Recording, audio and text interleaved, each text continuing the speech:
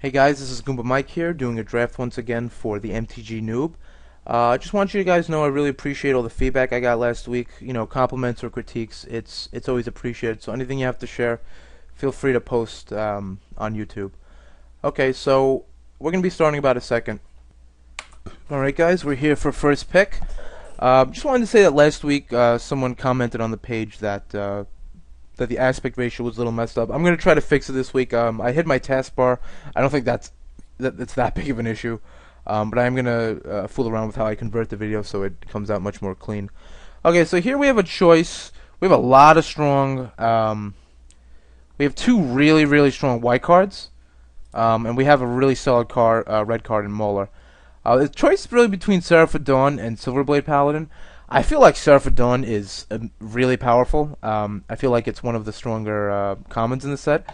But Silverblade can be pretty abusive, especially if it comes out on third turn following a 2-drop. I'm actually going to take the Silverblade here, despite the fact that I am passing a Seraph, which is a pretty clear signal. I just feel like the Paladin is powerful enough to take that chance. I think the only other pick in here would actually be the Mauler, because I wouldn't take the Seraph and pass the Paladin. So I think the other possible pick here is the Mauler, but I'm going to go with the Paladin just because of its sheer power and potential. Okay, so here we have a choice between... Actually, there's not much of a choice here. I feel really that green is the strongest color in this set, and Druid's Familiar is pretty much a mini Wolfir Silverheart, so I'm gonna grab this. This is definitely the strongest card in this pack. Might be one of the more powerful uncommons in the set, so we're just gonna go with the Familiar. Okay, here we get another powerful green uncommon with Blessings of Nature. This is pretty much a no-brainer. This card is very abusive, especially if you draw it after dropping a 2 or 4 drop. You miracle this card. It's really silly, really unfair. The only other card in this pack that's I feel is even playable is maybe the Windcrafter, the Black Geist, or the Ranger, but we're not taking any of those cards over Blessings of Nature. Okay, here now we have a pretty good pack. Spirit is okay card. Vanishment is a strong card. Call to Serve, I think, is a good card. Cloud Shift is, I think it depends on what your deck's doing. We also have the Peel from Reality and the Lancer. It looks like we are going to be going green. The Paladin definitely makes us want to stick to white, but the Call to Serve and the Cloud Shift are just they're not great signals, and they're not very strong cards. So I think here it's pretty much a pick between either Vanishment, Peel from Reality, or the Lancer. The U-Spirit is fine, but I'm not really impressed with it. I feel like I have to devote a lot of mana to it. It's a bit encumbering at times. So really a choice between the Lancer, the Peel from Reality, or the Vanishment. I think the Vanishment is the strongest card, the single strongest card in the pack, so I'm going to go with that. Despite the fact that we took a very strong white card in the first pack. So here we have a choice between... We got no green cards here, which is really odd, after being past the Familiar and the Blessings of Nature. We have a choice between Zealous Strike, Mad Prophet, or Geist of Fire. I think I'm just going to take the Zealous Strike, because if we can stick to white, I do want to, considering the fact that we have the Paladin. Mad Prophet is probably the single strongest card in the pack, but like I said, I want to stick to white because of the Paladin, so we're going to go with the Strike. Okay, here we have a choice between, well, this is not much of a choice either. The Righteous Blow is just the strongest card in this pack. In a set without much removal, you take it wherever you can get it. Chaplain's a decent card. Devil's a decent card. Leap of Faith is not a great trick. I'm not crazy about that card. And this definitely, if we're getting this 6th pick, I think that's a bit of a white signal. And we get it 7th pick as well. That's pretty easy. That's a no-brainer as well. Just to note, we did pass the Jailbreakers. I'm sorry, the Malcontents, and we passed the Mad Prophet to the person to our left. So there's a good chance he's going to be going red. Now here it's a pick between Geist Trapper or Ranger. I feel I don't like Protector all that much. It's a 4 mana for a 2/3 body, and it doesn't have Flash, so it's not going to protect any of your creatures from removal. It just might help one of your creatures get through. I'm going to pick the Ranger because it just makes our deck a little smoother, and if we want to splash something crazy, we might get later like that the Red Miracle card or anything else. It lets us do that. You know, I'm not usually too excited about Lumberknot, but it looks like we might be building a deck that can work with it, so I'm going to grab it. Defy Death If we don't have any angels, I'm not too hot about it. Then it's just a 5-mana Zombify. And the Sanctifier, I mean, you could tech it with a certain amount of cards, but it's still not that powerful effect just to gain 3 life. So I'm just gonna take the Lumbernut for its potential. Okay, here we have a choice between Peddler and Spiders. We did just take a Lumbernut, so I'm leaning towards the Peddler, although Eaten by Spiders I think is a great card. I think it's seldom you don't have a target for that. But Peddler's just a nice drop. Makes it difficult for our opponent to swing into us. Makes it difficult for our opponent to trade. So I think we'll take the Peddler. Well, not so much to trade, but to throw bigger creatures in front of our smaller ones. So we'll take the Breaker Worm. I'm not crazy about this card, but it does have Soulbound, and we might play it. This is pretty simple. We'll just take the Cloud Shift. It works with some. You could do some Soulbound tech with it. But you don't really have any tech beyond that, so we might not play it, but it's the most playable here. Okay, here we have a pick between Midnight Duelist and Angels of Mercy. I don't know what card I'd want to side in Duelist against. Then again, I don't know whenever I'd want to play Angels of Mercy, so I'll just take the Duelist. We'll take the Escort. Really no intention of playing that card. And here we take our last pick. Okay, before we get the next pack, we're going to hide these cards. I can already see a Restoration Angel down there, so that's going to be a pretty simple pick. We'll hide the Banishment because we don't have to splash it. Although we do get Banishing Stroke in here, the 3/4 body in this set is just, at the 4-drop is really just unbearable. It's hard to deal with.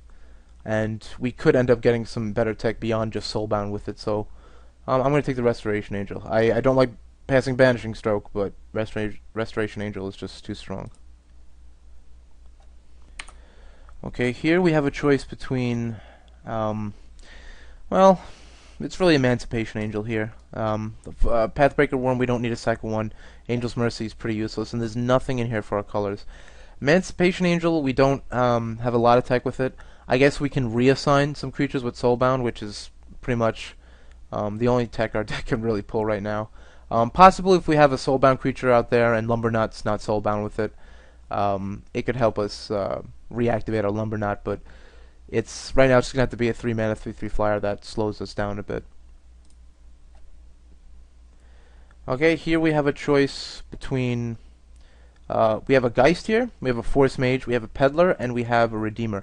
I'm actually not crazy about Redeemer. I think it's fine, but I'd rather just get a decent 3-drop. I think the best card in this pack is probably the Force Mage. He's a mini Druid's familiar, so I think that's going to be the pick right now. I do think Redeemer is a solid card, but I'd rather just set up our base right now, set up our curve. So I'm going to go with the Force Mage. Okay, here we didn't get much. This is really strange because now we're getting a lot of blue in the form of Latch Seeker, Mist Raven, and Crippling Chill. I don't want to have to play a second Pathbreaker Worm, although I will if I must. Sheltering Word, I'm not too excited about. That doesn't do too much. There's not a lot of cards to target my creatures, not a lot of removal, so giving them hexproof isn't of much value. Angelic Wall is just a wall, and I'd rather have an aggressive deck, so I'm just going to take the Pathbreaker here. Okay, here we have another not so great of a choice. We do have a Borderland Ranger, so it makes taking the Deathwind and splashing it much more plausible, which I think is what I'm going to do here. The Gate Guards is not an impressive creature. Leap of Faith to me is not an impressive trick, so I think the Deathwind is the pretty sure move. If we could get a second Ranger later, I don't mind taking that at all. Here we have a choice between Vorse Claw, Abundant Growth, Trappers, or Lair Delve. The Vorse Claw is probably the strongest card in the pack, although I like Geist Trappers a lot. The Abundant Growth is definitely a solid pick considering the fact that we just took a Deathwind, but we can get some card like that later. I'd rather have a Vorse Claw taking up our 6-drop slot than a Pathbreaker Worm. So I'm just going to go here with the Vorse Claw, although we're still getting past blue in the form of Fettergeist, but we can't do anything about that right now. So we will take the Vorse Claw. Okay, here we have a choice between Defy Death, Scroll, or Terrifying Presence. None of these cards, like I said, I'm too impressed about, but we do have 2 Angels at this point, So I think for that reason alone, and we have some big 6-drops. So for those reasons, I think I will take the Defy Death. The Presence is a fine trick. It's not that impressive because it only lets you only lets you pull off a trick with one of your creatures. The rest is just a draw. So I'm going to take the Defy Death because we could possibly take advantage of that. Okay, here we have a choice between Cloud Shift, which works with our Restoration Angel, works with our Emancipation Angel, and our Borderland Ranger. Although we don't have much into come into play effects besides that. We have a Snare the Skies, which is a fine trick to put in one of our bigger guys to get rid of a flyer. We have a Call to Serve, which works pretty well in our deck because we have a lot of big creatures. We also have a second Voice Claw we can grab, which is nothing to really pass. I think we're gonna take the Voice Claw just because it's a solid creature on the later drop, and we could definitely just pass up on the Pathbreaker Worms now. I think from here, I'm going to take. I might take the Sanctifier just because we do have some tech with it, although it's not that powerful of an effect, of course. But nothing really here grabs me. The Lumberknot, I don't think we're gonna be able to play comfortably unless we just play the Pathbreaker Worms over our Voice Claws. You know what? I will go with that and see what we could possibly pull off. Here we don't really have much of a pick, so we'll just take the Dangerous Wager. So we're really hoping that the third pack is going to pay us off. We may have to go with the double Pathbreaker, double Lumberknot, Force Mage, Soulbound plan, which isn't too terrible. We'll just take the guys away. No, we'll just take the Bladed Bracers. Probably not going to play it, but we'll just take the Chill here. It's the strongest card in the pack. It probably shouldn't even be going that late. We'll take Leap of Faith here with some of our bigger creatures. Could actually help us do some damage, rather than just be a trick. So I'm going to hide the red cards. I'm going to hide the blue cards. And our creature base doesn't look too great. I would want, I guess, another Peddler, some more 3-drop Soulbound creatures, just to feel more comfortable with the Lumberknots, and maybe I don't have to run the Pathbreaker Worms, or I don't have to run both of them. And we'll see what we get in pack 3. Okay, unfortunately we whiffed big time on this pack 3. No white or green. Some really good red cards in the form of the Heirs of Stromkirk, the Lightning Mauler, and the Hound, which we're gonna have to pass because I don't think we can't throw in we can't splash a Kirk and a Grizzlebrand Hound, obviously, because those are double red. The Mauler is not worth splashing because we want really a 2-drop, although it is soulbound. Might take the Human Frailty and just hope to splash it with the Deathwind. I think that's what we're gonna do here. Okay, here there's just a bomb at the 6-drop. I don't think we could pass it up, although I'd love to take the Ranger right now. Actually, I'd love to take the Pilgrim more than anything. It might warrant taking the Pilgrim over the Harvest, just so our deck works. Just so our 4-drops work. I think I'm actually going to go with that. I know this is an immense bomb, but I feel for the sake of consistency, for the sake of our deck actually working, I'm going to take the Pilgrim. You can dispute that pick with me. I certainly understand that, but I'm actually going to take the Pilgrim here because I think our deck really needs it to flow. Okay, here we get a pick between a Justicar, which is a good card, Defang, which is a solid card, and Banishing Stroke. I feel like Banishing Stroke is definitely the card to take here. It's just outright get something off the board. Although against the zombie deck, the Justicar is pretty nuts. I think I'm gonna go with the Stroke here, just because of its potential, just because of its outright removal. Okay, here we have a pick between Joint Assault, Lair Delve. Lair Delve I'm not too hot about. We have Nettle Swine and we have Bower Passage. So to me it's really a pick between Nettle Swine, Call to Serve, or Joint Assault. It looks like we have plenty enough creatures, and we do have a good amount of Soulbound. 1, 2, 3, 4, 5, 6, 7. It looks like we have 7, so I think the Joint Assault in our decks can be really powerful, although the Nettle Swine is just a fine 4/3 drop. For that reason, I think I'm going to go with the Assault, especially with Silverblade Paladin. It just can be potentially just really abusive. So I'm going to go with the Joint Assault here, because we're not dying for creatures. And the Swine isn't a Soulbound creature, which I probably would have took. Now this is interesting, because we have some we have a really good green card in Avenger. We have a green card we can take in the Ranger because we don't have to splash the Deathwind. We have some pretty good removal in the Double Righteous Blow and the Banishing Stroke, so we don't have to take the Ranger, don't have to splash in the Wind. I am tempted to take the Geist Trappers over anything because of the double Lumber Knot. I know Wolfear Avenger is Wolfear Avenger, and it's just a ridiculous card, but because of the way our deck is facing up, I'm actually going to take the Trapper here. It gives us a 5-drop, and it gives us a Soulbound. So I think we've had to sacrifice on power in this pack twice now, but I think we have to do it just so the deck is consistent and it works. Okay, so here we have a choice between Wandering Wolf or the Geist. I don't really have well, I do have a few ways of abusing the Wandering Wolf because of Force Mage and Druid's Familiar and the Blessings of Nature. So I think for that reason alone I am going to grab the Wandering Wolf. Okay, Gloom Widow's just a solid 3-drop. Defang is Defang and Righteous Blow is Righteous Blow. This is really strange. So it looks like the person to our right was going our colors because he passed us a lot of blue and not much green-white in the second pack.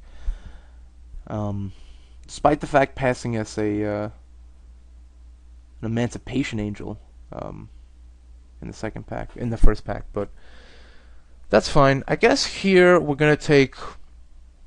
We're actually fine on creatures. The Gloom Widow doesn't soulbind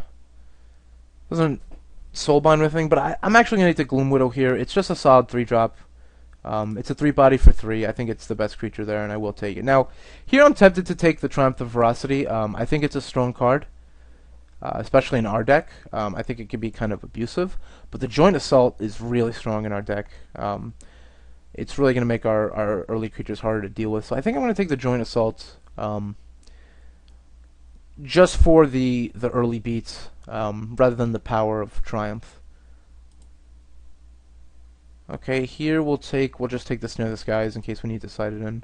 Here we'll take the Abundant Growth because we might want to play the Deathwind. I'm not crazy about Midvast Protector, although we do have some tech with it. But it's not that powerful just to give one of our creatures protection and be able to swing through once. I don't think that warrants picking it right now, so I will take the Abundant Growth. Here I'll take the Zealous Strike. Actually, it's another trick. Yeah, we'll grab that. So we're probably not going to play it. Our deck looks pretty much set up. Here I'll just grab the Bower Passage. It's a possible sideboard. I don't think I'd be playing the Lair Delve, especially with double Joint Assault, double Righteous Blow, a Banishing Stroke. The Wildwood Geist I might play. The Aggravate obviously I wouldn't play, but I think it's a powerful effect. I don't know why it's going this late. So I'll just take the Geist. We'll take the Leap here, and we'll take the Island. Okay, so you see here I passed up on power a few times in the last pack. For consistency, that's usually the type of drafter I am. So I passed up on that bomb. I passed up on the Triumph, just so our Lumber Nuts can work, and just so we have a decent curve. Otherwise, our deck it has power, but it's just very junky. It's very janky, and it's not. It doesn't have a lot of good synergy. It's just a bunch of good moving pieces that don't really work well together, and I'd rather try to get some synergy. So I feel like this is the much more consistent and stronger deck, and in a Swiss draft, I think that's the way to go. So we'll see you guys. Oh no, actually I'm going to record deck construction right after this, so we'll see you guys in a couple of seconds. Okay, we're back here. We're definitely going to play these Lumber Knots because we took cards to play it purposefully. If we didn't play at this point, then I'd feel really silly. We're going to run this Banishing Stroke, of course. And we have double Zealous Strike, but we don't have to play that. As far as tricks, I want to play Joint Assault more than any of those cards. The Peddler we want to play, obviously. Works well with the Paladin. The Ranger I think we will play, although we might not splash black, so for that reason I might not play it. Druid's Familiar, obviously. The Blessing of Nature is just abusive. The Geist Trapper. I think we're going to play the Pathbreaker Worms over the Claws because of the double Lumber Knot, and that's a pretty easy choice. I almost didn't throw in my Restoration Angel. I don't know what I was thinking. We have 14 creatures here. We have... I think this deck warrants playing the Defy Death because of the double Lumber Knot. They're going to be targeting our Soulbounds, blocking our Soulbounds if they can, trading with them. So we definitely want to bring those back And we have two angels in the form of Emancipation Angel and Restoration Angel, so we have some good targets with Defy Death. We have plenty of reason to play it. Now it's a choice of if we want to splash in the black. I don't think I want to splash in the black because the deck's pretty solid as it is. It's got a nice curve.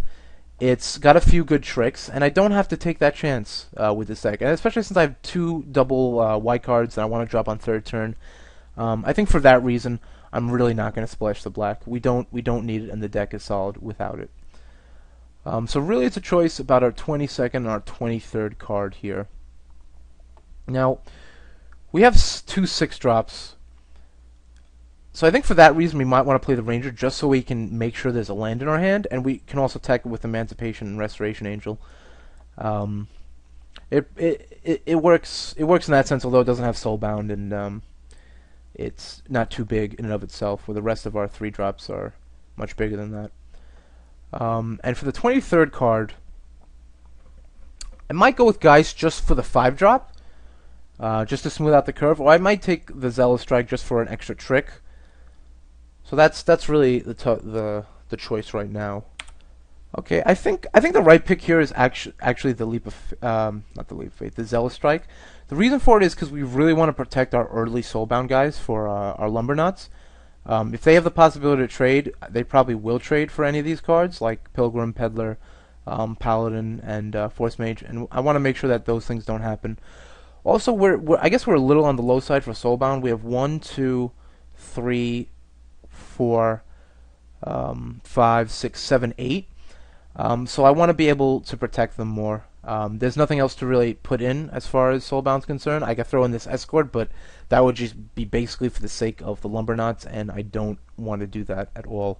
So I'm going to throw in the Zealous Strike to help protect the few Soulbound guys we have. Alright guys, so that's pretty much the deck. As far as mana base is concerned, I think we're leaning towards the... Well, I could say we're leaning towards... We have more green symbols, but we definitely have this white card we want to drop early, although we have a lot of green cards early, so it's not the smoothest mana base, but I think I'm going to have to run 9-8 in green's favor. We do have the Ranger, which could help fix things, so I am going to go 9-8 in green's favor, and I think that's perfectly fine. Alright, so we drafted a solid deck here. This is definitely playable. We'll save it just so we can look at it in the middle of a game if we have to see what we need to draw or what we could possibly use to win. Okay, so this is the deck. That's the draft, so we'll see you guys in round 1.